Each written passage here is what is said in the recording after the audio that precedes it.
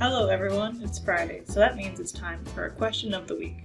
This week we are answering the question, how can I calculate the infill percentage of a shelled and filled body? So we want to know how much volume the infill is taking up in the shelled part. We need three main parts to accomplish this: the shelled and filled part, the original body, and the empty shell. The empty shell has to have the same thickness as our shelled and filled part. To get the infill volume, we take our shelled and filled part and subtract the empty shell from it. To get the inside volume, we repeat the steps using our original body. Once we have our two pieces, we divide the infill volume by the total inside volume. Then multiply by 100 to get our infill percentage, which is the number we were looking for. Recreating these steps in nTop is very simple. I've already set up my part where I have my original body that I've converted from a CAD file and my shelled and filled body. Next, I need to create an empty shell, using the same shell thickness as before.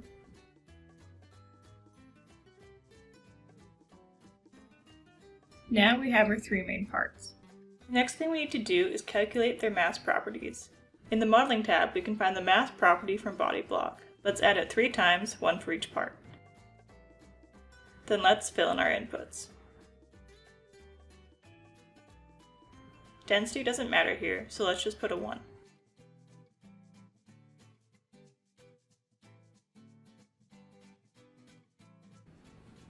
Next, we need to subtract the shell volumes from the infill volume and the original body volume.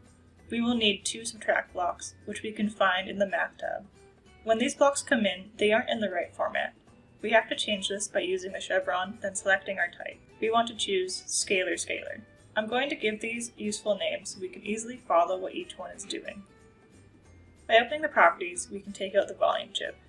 In this first one, we subtract the empty shell volume from the infill volume. I'm going to repeat this for the next subtract block and subtract the empty shell from the original volume. Now we have our infill volume and our total inside volume. All we need to do next is divide and multiply. Adding a divide block, we will use the infill volume on top and the total inside volume on the bottom. Now, add a multiply block. Use the result from the divide block and times it by 100. Our result shows up right there, telling us how much the infill volume takes up. We can play with this a bit as well by changing our lattice infill and seeing if our results change. And there you have it, everyone. I hope this video taught you something on how to utilize the math blocks in nTopology. Please email your questions in for next week for our next Question of the Week series.